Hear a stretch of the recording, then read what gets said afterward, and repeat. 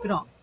Boa tarde a todas e todos os telespectadores da TV Expresso 61. É com muito prazer que hoje aqui estamos de volta no nosso programa semanal da Rede Brasileira de Educação e Direitos Humanos. Este programa é especial sobre a educação em direitos humanos.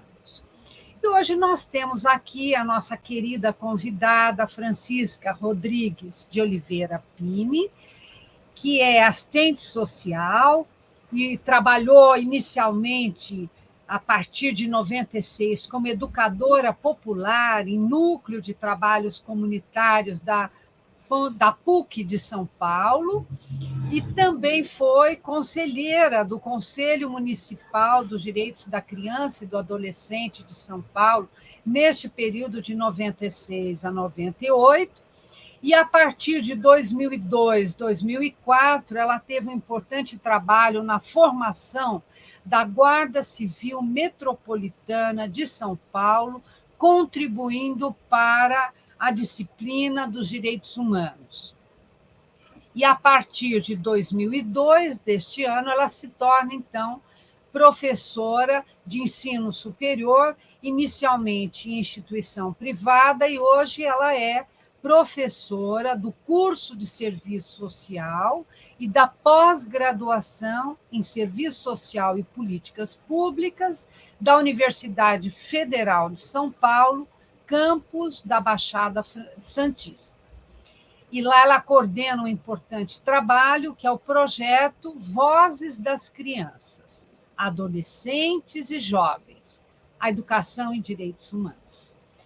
Então, a nossa querida Francisca tem uma trajetória muito importante no Instituto Paulo Freire, onde ela foi diretora pedagógica de 2006 até 2020, quando ela ingressou na Unifesp. E ela tem também uma trajetória importante na área dos movimentos sociais. Começou cedo, em 96, com o Movimento Nacional dos Meninos e Meninas de Rua, aí passa a integrar o Movimento Nacional de Meninos e Meninas de Rua e o Movimento de Direitos Humanos de Crianças e Adolescentes. Desde o ano do famoso Estatuto da Criança e do Adolescente, que foi em 1990, até hoje ela faz parte deste movimento. E, a partir de 2013, no Movimento Nacional dos Direitos Humanos, até 2019, e neste mesmo ano de 2013, a Francisca integrou o Comitê Estadual de Educação em Direitos Humanos, e, com isso, intensificou essa participação no primeiro Fórum Mundial dos Direitos Humanos, que ocorreu em Brasília neste ano. E, em 2017, a Francisca passa a integrar o grupo coordenador da elaboração do Plano Estadual da Educação e Direitos Humanos. Entre 2017 e 2018, ela integrou o Comitê Nacional de Educação e Direitos Humanos, e hoje ela é conselheira do Conselho Municipal dos Direitos da Criança e do Adolescente de Santos, onde ela atua como professora universitária na Unifesp. Então, eu gostaria de apresentar a nossa querida convidada de hoje, que vai se apresentar, fazendo uma pergunta: como é que você se inseriu na luta pelos direitos humanos? Então, boa tarde, professora Anaíbe Calho. É um prazer imenso estar aqui com os ouvintes e as ouvintes da TV Expresso 61 e neste canal, né, da Rede Brasileira de Educação em Direitos Humanos. É uma honra, é um prazer estar aqui, principalmente para dialogar sobre a trajetória, mas, sobretudo, com essa temática que nos é tão cara, que é a educação em direitos humanos. Então, a professora Anaí já trouxe aí uma breve trajetória da minha formação e da minha militância, político-social, mas eu quero trazer um pouco da história a partir da minha adolescência. Eu acho que antes da minha adolescência, dizer esse lugar que eu vou falar, porque a minha história de vida, minha história pessoal, ela dialoga muito com a minha trajetória profissional. Então, eu nasci no sertão cearense, numa região extremamente seca, né? Uma região que foi muito cantada pelo Luiz Gonzaga e muito poetizada pelo Patativa do Assaré, né? Que trazia nos seus cantos, nos poemas, o quanto que aquela região do Nordeste, de modo particular, a região central do Nordeste, sofria por conta dessa ação, que é tanto de um processo de seca, evidentemente, por ausência das chuvas, mas também pela ausência de investimentos públicos nessa região do Brasil. E nas regiões, em geral, que são secas, né? Então, as pessoas conseguem trazer, né, nos seus relatos, nos seus poemas, nas músicas, o quanto que essas regiões são esquecidas pelos governantes do Brasil. E eu sou fruto dessa moradora nascida no sertão cearense, teve que sair da sua terra por conta, né, das ondas anual de secas e que impediram que meus pais ficassem no sertão central. Então, eu nasci em Independência, é uma região de 10 mil habitantes, uma cidade de 10 mil habitantes, que tem uma cidade polo chamada Crateús, que é uma cidade de 80 mil habitantes. Então, Independência, a cidade que eu nasci, Crateús já é uma cidade polo maior. Então, em 73, né, meus pais saíram, né, expulsos por conta da seca. E aí, como que né, a travessia de um casal imigrantes com 8 filhos na cidade de São Paulo? Então, eu penso que a minha própria história de vida vivenciada com tantos irmãos acabou me levando para este lugar de luta contra as injustiças, né? Porque eu vivenciei, eu fui sujeito desse processo injusto, desigual, que é o nosso país, Brasil. Então, logo na juventude, coube, por conta das minhas relações da comunidade, logo eu me inseri em pastorais, né? Então, eu lembro que tinha uma importante irmã religiosa chamada Brígida, que faleceu em 2013, que ela era a nossa grande referência feminista, né? Era uma irmã irlandesa feminista e que trabalhava com jovens, né? Nós éramos majoritariamente mulheres, e a Brígida trabalhava essa questão dos direitos humanos já no início da década de 80. Então, eu trago essa breve retomada da minha juventude, porque a Brígida teve um papel central na minha formação política. Ela não só vai influenciar a minha escolha pelo serviço social, como ela vai, junto com outras mulheres daquele território chamado Braslândia, região norte, extrema norte do município de São Paulo, mas vai também contribuir com a minha inserção político-social naquele território. Então, eu acho importante destacar, porque sem essa menção, ficaria difícil entender por que eu me envolvi e permaneço envolvida, comprometida com a luta pelos direitos humanos e hoje mais profundamente com a educação em direitos humanos. Então, como eu disse, a Brígida, os grupos sociais da comunidade, daquele território, foram determinantes para as minhas escolhas políticas logo na juventude e que até hoje eu permaneço atrelada a eles. Interessante que durante a graduação, eu peguei a minha graduação, foi de 88, né? No ano em que o Brasil estava aprovando a Constituição Federal, até 90. Então, eu saio da graduação com um sentimento que a gente iria implementar direitos sociais, mas, ao mesmo tempo, eu já tinha leitura, porque no final da graduação já tinha essa leitura, que nós não iríamos viver a era dos direitos sociais, porque no mundo já estava, né, a ofensiva neoliberal já tinha iniciado na Europa e vem para a América Latina e no Brasil com toda a força.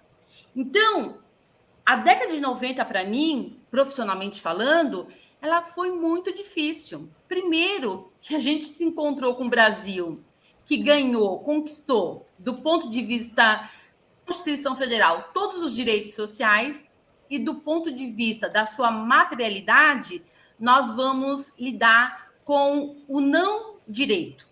Então, é um momento em que os movimentos sociais aqui em São Paulo, especificamente, porque é o lugar que eu estou inserida, eles foram muito importantes para manter acesa a nossa chama da resistência e da luta social, né? Porque foi uma década em todo o Brasil, mas estou falando de São Paulo porque é o lugar que eu atuo, de muitas violações aos direitos humanos, né? Porque nós estávamos já começando a viver um Estado reduzido, um Estado que atuava de forma focalizada, né, nas expressões da questão social, e um Estado que vai atuar na contramão de tudo aquilo que a gente havia conquistado na Constituição Federal de 88. Então, o meu primeiro trabalho, ele foi um trabalho, na minha avaliação, muito precário, porque a gente estava vivendo, a gente acabou de sair, né, de uma elaboração política, como eu disse, muito importante, né, que foi a Constituição. Eu participei, inclusive, da Conferência da Saúde, que conquistou o SUS, e eu estava vivendo, em 91, numa casa chamava assim, Casa de Saúde de Doenças Nervosas e Mentais. E neste lugar, tinham até 300 pessoas, entre homens e mulheres. Então, aquelas instituições totais que a gente pensava que ia inaugurar um processo democrático sem elas, eu estive nelas e depois eu fiquei pouquíssimo tempo porque não tinha condições profissionais de trabalhar num lugar assim, e entendia que ficar de fora para fazer a luta política pelo desmonte era mais necessária a minha atuação do que atuar por dentro. E realmente, logo me juntei ao Conselho Regional de Serviço Social e começamos a engrossar a luta antimanicomial, né? E aí eu fui entender que todas aquelas mulheres e homens ali naquele lugar, muitos deles estavam internados sem motivo, eu diria, sem motivo. E aí, depois, conhecendo, né, a obra da Anísio da Silveira, eu vou entender o quão ausente de motivos eram aquelas pessoas, principalmente as mulheres, que grande parte, nominada pelas famílias de loucas, estavam lá por questões enlouquecidas pelas relações, né, violentas que viviam no seio da sua família. Então, eu gosto sempre de retomar esse lugar, porque foi nesse momento da década de 90 que eu vou conhecer o Austrégésilo Carrano, que foi autor do livro O Canto dos Malditos, e nos anos 2000, o Rodrigo Santoro vai vivenciar o Austregésio Carrano no filme O Bicho de Sete Cabeças.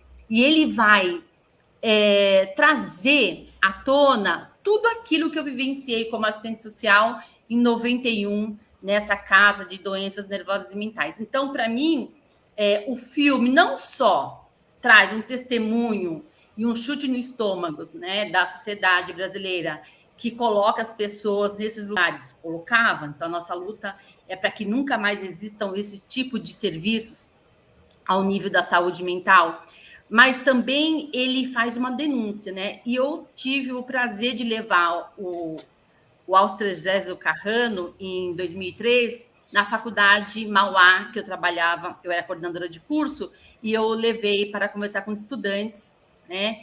E ele debateu este filme com os estudantes. E aí, depois dessa grande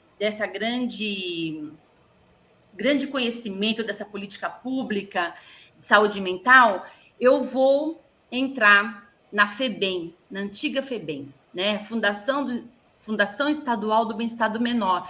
Quer dizer, nós estamos já na década de 90, com o Estatuto da Criança e do Adolescente, e eu me insiro na fundação em 92, então 2 anos do ECA, FEBEM existindo, mas não era só a FEBEM existir, era onde eu ia atuar. Eu fui atuar numa outra instituição total, eu fico pensando por que eu iniciei a minha trajetória em lugares tão difíceis. E eu caí num lugar com 500 crianças de 0 a 6 anos. Esse complexo ficava no Alto do Pacaembu, uma região nobre de São Paulo, num grande espaço em que as crianças não só ficavam abrigadas, mas elas tinham escola, elas tinham dentista, tratamento médico.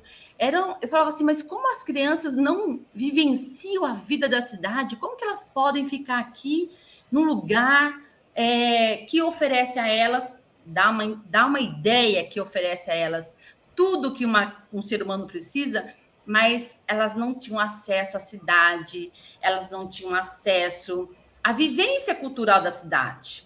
Então, ali, novamente, o espanto com aquele lugar, né, numeroso, em saber que crianças do berçário ficavam surdas porque tomavam leite, tomavam a mamadeira sentadas e o leite escoava pela face e até o ouvido, e elas ficavam surdas. Saber que crianças, né, no século XX, década de 90, ficavam com depressão por falta de contato humano. Então, eu trabalhei no lugar desse, e, evidentemente,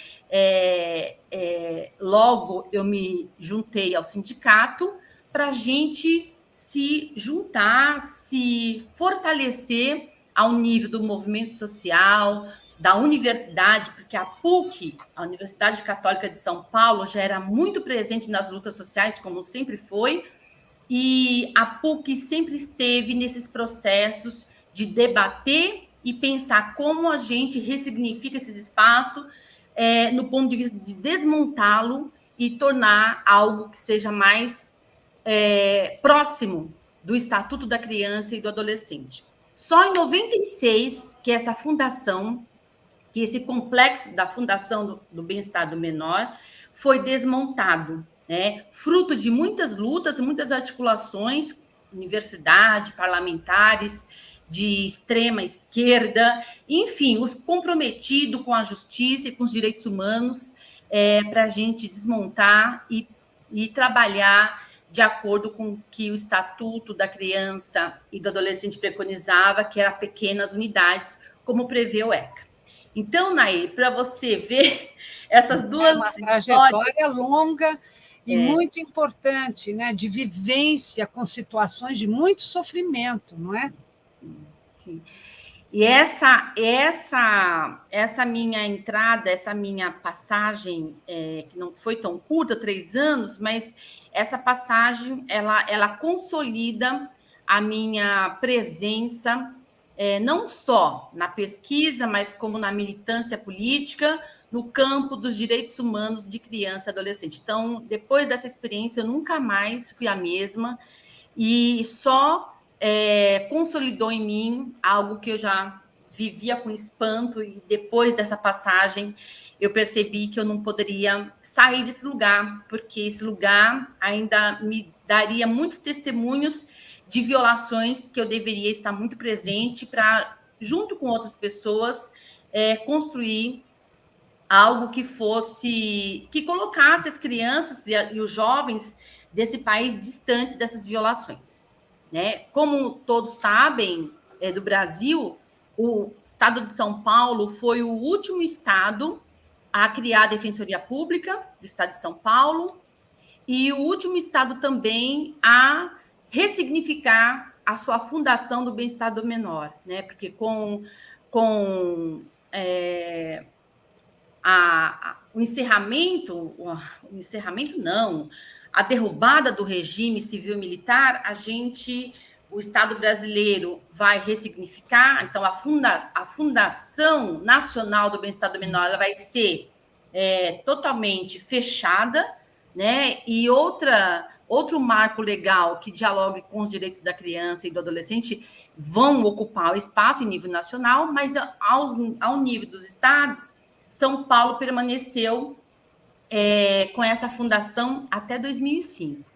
Então, eu sempre digo que um dia a gente dormiu Fundação do Bem-Estar do Menor e acordamos Fundação Casa, porque a Fundação Casa ela não se ressignificou ao nível do marco legal, né? A sua legislação ela não foi ressignificada como preconiza o Estatuto da Criança e do Adolescente. Ela ressignificou pensando pequenas unidades, mas que de pequenas não tem muito, porque de 40 passou para 50. Então, ela descentralizou em alguns lugares as unidades, mas o seu regimento político, ele permaneceu mesmo de quando foi criada, né, na década de 60. Então, em São Paulo, a gente vive o tempo todo aquilo que o Paulo Freire diz, a experiência tensa da democracia. É muita tensão fazer luta política nesse estado, porque é um estado muito conservador e um estado que as suas instituições elas são muito fechadas. Então, o que tem de melhor nesse estado são as organizações da sociedade civil, os movimentos sociais, que lutam diuturnamente para que essas questões, as violações, não passem desapercebidas. E na década de 90, inteirinho, os movimentos sociais fizeram aquilo que hoje a Defensoria faz, né? Não só a denúncia, mas buscava atender os adolescentes que, por circunstâncias da vida, cometiam ato infracional. E eu fui de centro de defesa, eu nem coloquei, nós criamos um centro de defesa na Brasilândia em 2001, chamado SEDECA Paulo Freire, justamente para a gente buscar contribuir com as organizações sociais no fortalecimento da formação e também pensarmos como coletivamente a gente organizava as denúncias em relação às violações de direitos à infância e adolescência, para a gente pensar processos coletivos. E uma grande contribuição do SEDECA Paulo Freire, até 2010, foi no campo das conferências lúdicas. Não sei se a Anaí sabe, mas o Estado brasileiro, desde 99, na terceira Conferência Nacional dos Direitos da Criança, votou para que as próximas conferências municipais, estaduais e nacional fossem precedidas de conferências lúdicas. Evidentemente, para que nós consigamos ter conferências lúdicas, nós teríamos que ter pessoas, educadores e educadoras, que dialogassem com a perspectiva dos direitos humanos da infância e adolescência. Porque, em 99, em São Paulo, o município de São Paulo, o Conselho da Criança, na gestão do Djalma Costa, nós conseguimos levar essa proposta, depois da gestão que eu participei, a minha gestão acabou em 98, aí a outra gestão de Djalma se tornou presidente, que é um grande companheiro do SEDECA Interlagos, e a gente levou a proposta de nós organizarmos uma conferência lúdica no município de São Paulo, que estava no contexto das conferências dos direitos da criança, para que as crianças pudessem falar as suas vozes serem asseguradas, para que nós pudéssemos trazer, né, como que elas percebiam a educação, percebiam a questão da saúde, como que elas se sentiam acolhidas nos espaços públicos e sociais que elas transitavam.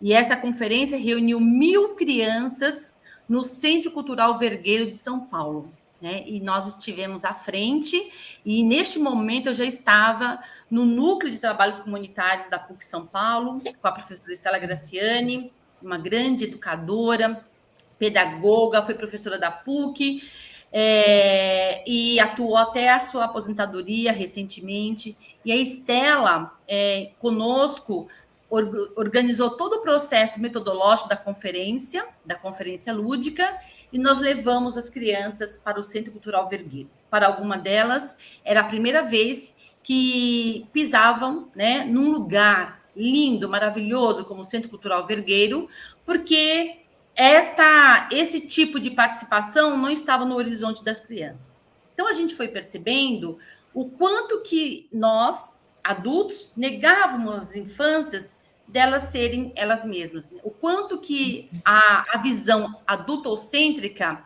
impede que as infâncias possam ser.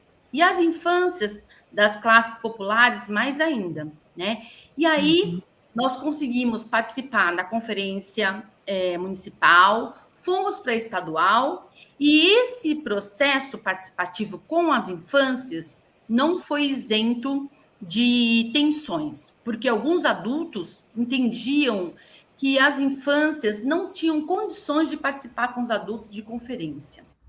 E aí vem a segunda parte. Evidentemente que as infâncias participam como infância, não como adulto. Caberia aos adultos pensar e criar espaços que assegurassem as vozes das crianças. Mas, mesmo assim, o grupo majoritário da Educação e Direitos Humanos conseguiu assegurar que as crianças participassem até a Conferência Nacional. Na Conferência Nacional, em 99, estou falando todo esse percurso foi em 99, nós conseguimos levar alguns municípios do Brasil para a Conferência Nacional, e nessa conferência o Brasil inteiro apoiou que as conferências municipais posteriores fossem precedidas de conferências lúdicas. Evidentemente que os municípios e estados que não têm tradição de participação popular tiveram dificuldades de alavancar essa proposta, até porque essa proposta requer muito, mas muito trabalho para que a gente construa o ambiente pedagógico, o espaço adequado para que as infâncias possam participar.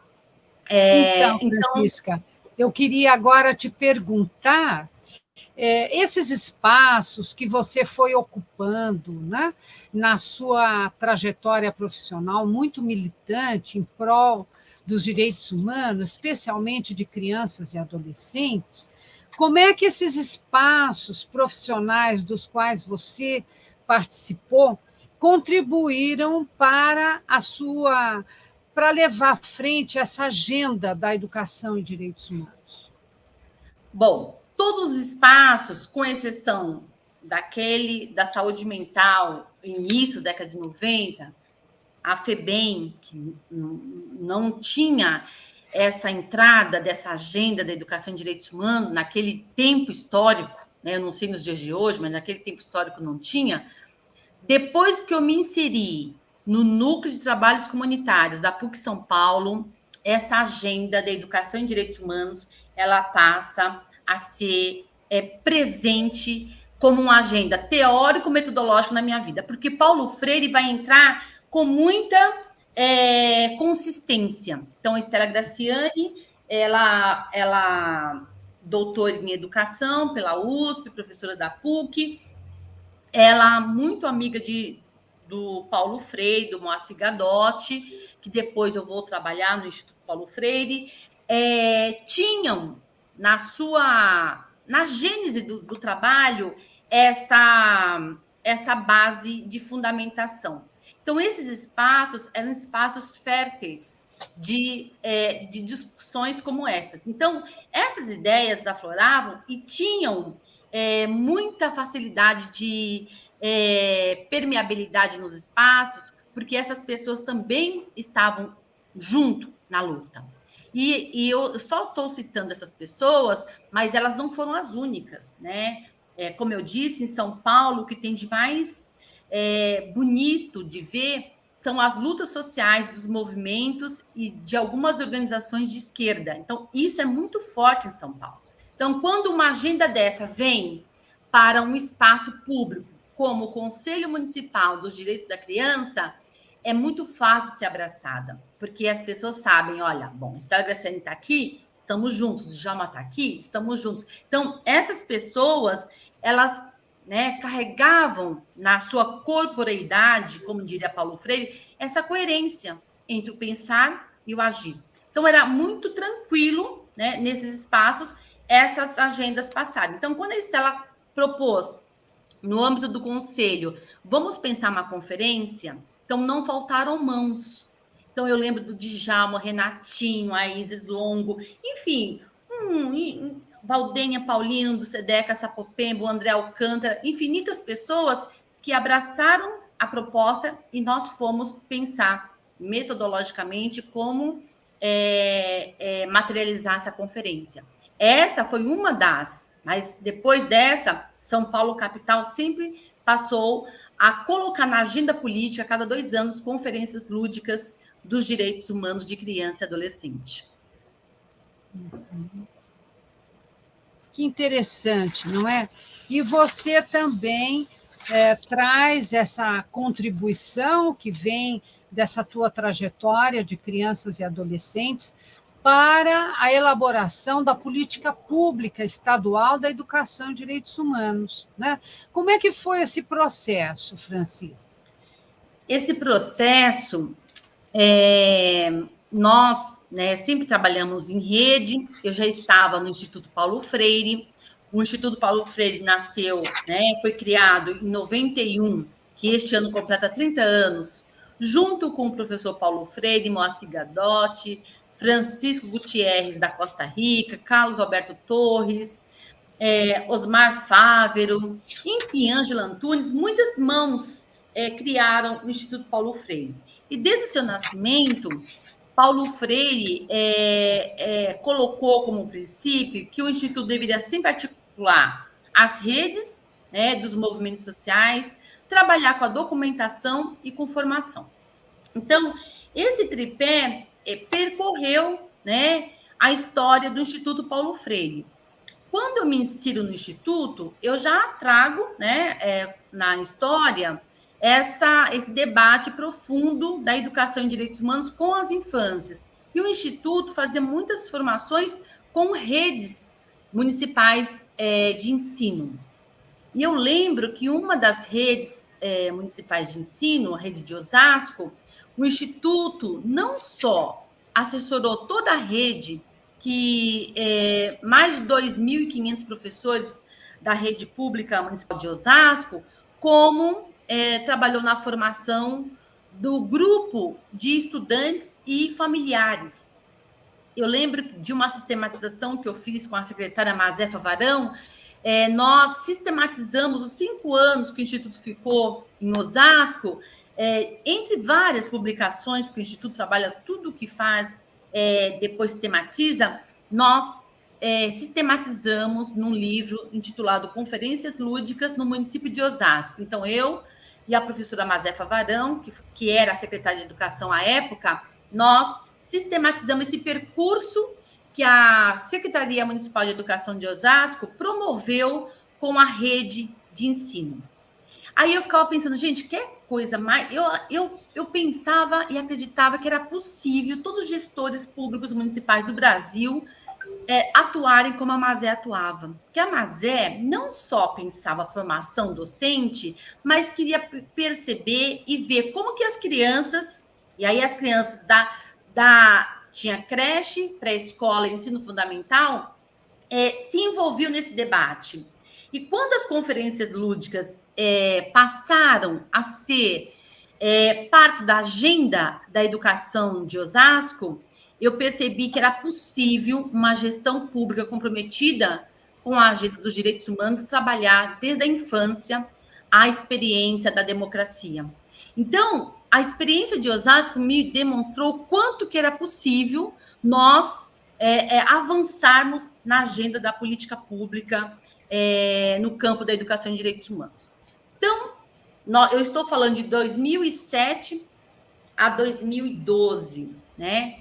2013, nós vamos ter no Brasil já aquelas tensões dos movimentos, o Brasil começa a ter várias manifestações que colocava a discussão da democracia já no contexto dos movimentos sociais, e nós fomos desafiados pelo governo brasileiro em 2014, 2013, a criarmos comitês estaduais para a gente pensar de direitos humanos, geral, sem falar de educação ainda, para nós nos organizarmos e participarmos do Fórum Social Mundial, que ocorreria em dezembro de 2013.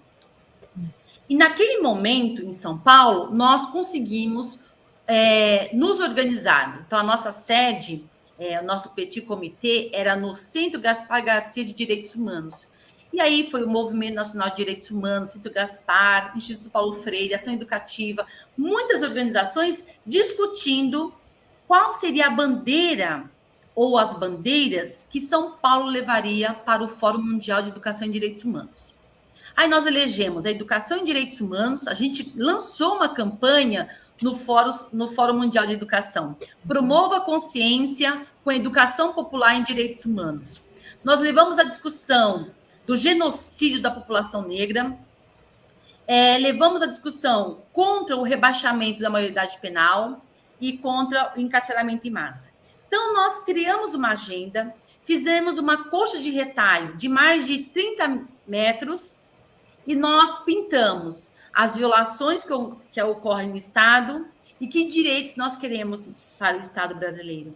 E nós levamos para ambientar o Fórum Mundial de Educação. Então, tudo que a gente sempre fez nas lutas dos movimentos sociais, a gente sempre buscou deixar pegadas da educação popular, né? Não só ao nível da concepção, mas ao nível da simbologia que a educação popular representa. E foi muito interessante porque, de 2013, saímos da conferência do Fórum Mundial de Educação e Direitos Humanos muito fortalecidos com o debate que ali foi desenvolvido e voltamos para o Estado com uma agenda, né? Voltamos para São Paulo com uma agenda. Como que a gente pode fortalecer a questão da educação e direitos humanos? Aí começamos a promover cursos para militantes dos movimentos sociais e para educadores do ensino fundamental e médio. Aos finais de semana, aos sábados, o dia inteiro, montamos uma agenda de temática, né? E desenvolvíamos 40 horas de formação.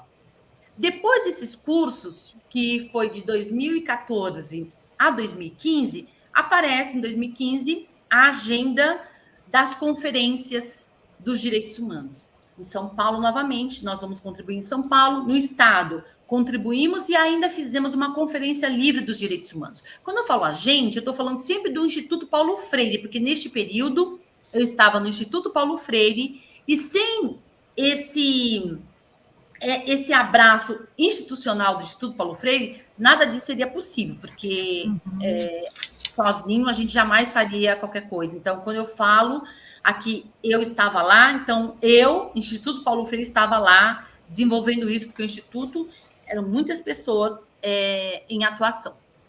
E aí, em 2015, nós saímos da Conferência Livre, em dezembro, e fomos, em abril de 2016, para a Conferência Nacional dos Direitos Humanos. A primeira conferência integrada. Então, teve a Conferência da Pessoa com Deficiência, teve a Conferência dos Direitos Humanos de Criança e Adolescente, a dos Direitos Humanos e da população LGBTQIA+. Nessa conferência, nós, dos movimentos sociais, sabíamos que seria o último momento com a então presidenta Dilma, porque o Brasil já estava na efervescência do golpe que seria dado em agosto de 2016. Naquele momento, nós saímos com uma agenda, após participar da Conferência de Direitos Humanos, que no estado de São Paulo nós voltaríamos e colocaríamos a educação em direitos humanos na agenda central do nosso estado. E aí, com o CONDEP, o Conselho Estadual da Pessoa Humana, nós traçamos, né, um planejamento de como iniciar um processo a partir de 2017. E aí, nós mapeamos vários movimentos sociais, intelectuais, para não só apoiar, mas para estar na organização desse percurso que duraria um ano, né? Todo o ano de 2017 foi voltado para a construção do documento base do Plano Estadual de Educação e Direitos Humanos. O que foi muito favorecedor é que nós contamos, naquele momento, com a Defensoria Pública do Estado de São Paulo e com o Ministério Público, né? Porque é um plano estadual, significa elaboração de política pública. Então, a sociedade civil não elabora política pública sozinha se não tiver os órgãos de Estado envolvidos. E eu lembro que a Lurdinha, em 2016, esteve várias vezes em São Paulo e colaborou muito com o debate, né, desse processo por conta da experiência imensa que ela trilhou no Comitê Nacional de Educação e Direitos Humanos. Então, nós aprendemos muito com a velha guarda. Então, a Lurdinha, a professora Nazaré Zenardi veio para a abertura em fevereiro de 2017, quando nós fizemos seminário de abertura na Defensoria Pública, junto com Moacir Gadotti, Margarida Genevois, enfim, nós sempre recorremos à história para que a gente pudesse, né, avançar, porque quando a gente parte sempre da história e dos processos já vividos, com certeza a chance de acertar é bem maior. Então, esse diálogo com quem vivenciou o Plano Nacional foi muito importante, porque a gente foi entendendo que questões foram frágeis, foram fortes naquele momento, de 2003, quando vocês compuseram o Comitê Nacional, para a gente poder avançar em São Paulo. Em São Paulo tem uma questão que não tem Conselho dos Direitos Humanos. O CONDEP é o órgão máximo que pensa a política de direitos humanos na sua totalidade. Mas o CONDEP entendeu que, sendo a educação em direitos humanos um braço dos direitos humanos, nós poderíamos desenvolver essa proposta por dentro do CONDEP. E foi assim que fizemos. Tivemos muitos acertos e tivemos, do ponto de vista político, alguns embates, né? E aí, os embates nós atribuímos ao próprio processo de algumas instituições do Estado com baixa tradição em participação popular. E aí, essa falta de participação popular e a mesma, né, inconclusa transição democrática nos colocou em xeque em alguns momentos, né? Inclusive, quase nos amedrontando com o que a gente vivenciou em São Paulo. Mas o fato de nós contarmos com órgãos do Estado fortes, né, que têm a democracia como a sua principal aliança nos seus órgãos, nos deu a certeza que nós estávamos no caminho certo. E aí a gente prosseguiu. Mas, por alguns momentos, a gente ficou bastante assustado com aquilo que a gente viu em algumas audiências públicas por agentes do Estado. Esses processos não foram legitimados pelos responsáveis das pastas, né? Então, a gente pode atribuir isso a questões isoladas de servidores, mas a gente entende que foi muito tenso vivenciar tudo aquilo que nós vivenciamos. Então, nós, como defensoras, e defensores de direitos humanos, nós ficamos muito assustados e algumas pessoas ficaram com vontade de parar no meio do processo. Mas a gente não parou, porque a gente sabia que nós não estávamos sós, e a gente recorreu a todo mundo, né? Inclusive o Paulo Sérgio Pinheiro, que estava sendo relator internacional, nós acionamos, né, para colocar, dar visibilidade ao que estava acontecendo no estado de São Paulo e nos respaldarmos de algum modo ao nível dos organismos internacionais. Então, atravessamos 2017, o plano foi aprovado no CONDEP em 2018, mas aprovado no CONDEP não significa aprovado pelo governo do estado, né? Neste momento, o plano, nós estamos falando neste momento, 2021, né? O plano se encontra dentro dos órgãos públicos do estado, sendo analisado, porque não há divergência do ponto de vista teórico, metodológico, ético-político. A divergência é, por que vocês fizeram isso? Quem encomendou isso para vocês? Não, nós fizemos porque a orientação nacional, as conferências compostas de organizações do Estado e da sociedade civil nos orientaram, né? Aprovaram resoluções que nós deveríamos fazê-las. E foi pautado por essas orientações que nós nos desafiamos a fazê-la. Então, o plano estadual, ele saiu como saiu, porque nós fomos, né, fizemos a lição de casa, somente isso. Então, se eu fosse governadora do estado de São Paulo, eu falo, muito obrigada pelo trabalho que vocês fizeram, um trabalho, né, realmente, eu vou colocar para as minhas pastas analisarem e implementarem. Mas hoje, o plano do estado de São Paulo, ele já é uma prática, porque as universidades públicas e privadas que acompanharam o processo já o vê como um documento a ser reconhecido e implementado. Então, há várias universidades que criaram cursos, como a Federal do ABC criou uma especialização de educação em direitos humanos, a própria Unifesp, reorientou os campos para atuarem e a agenda da educação em direitos humanos cada vez mais está presente nos 8 campos da Unifesp, que eu estou hoje inserida. Então, as universidades já tinham participado do processo e reconhecem o plano como legítimo e um documento que precisa ser reconhecido, né? Do ponto de vista dos movimentos sociais, também há esse reconhecimento, não tem nenhuma questão que o coloque em xeque, do ponto de vista teórico, metodológico, político, e os órgãos de Estado, nunca ninguém disse que não concorda. Então, quem não concorda, né, se ficou em silêncio, a gente está entendendo que está concordando. Por quê? Porque o CONDEP tem um comitê estadual de educação e direitos humanos, a comissão, que é análogo ao comitê estadual, que é o que acompanha esse documento, né? Então, nós nos reunimos mensalmente. Hoje eu represento tanto o Instituto Paulo Freire quanto a Unifesp, na Comissão Estadual de Educação e Direitos Humanos, para a gente dar andamento ao documento. Evidentemente que a gente só pode monitorar aquilo que está oficialmente legitimado.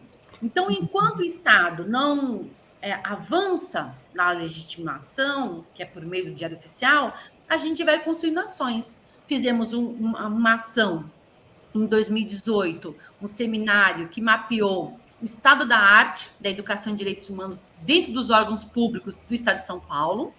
Esse seminário contou com a leitura teórico-política da professora Maria Vitória Benevides e do professor Eduardo Bittar, que avaliaram os dados coletados, a consistência dos dados e no que aponta o dado em relação ao avanço da política de educação e direitos humanos no estado de São Paulo.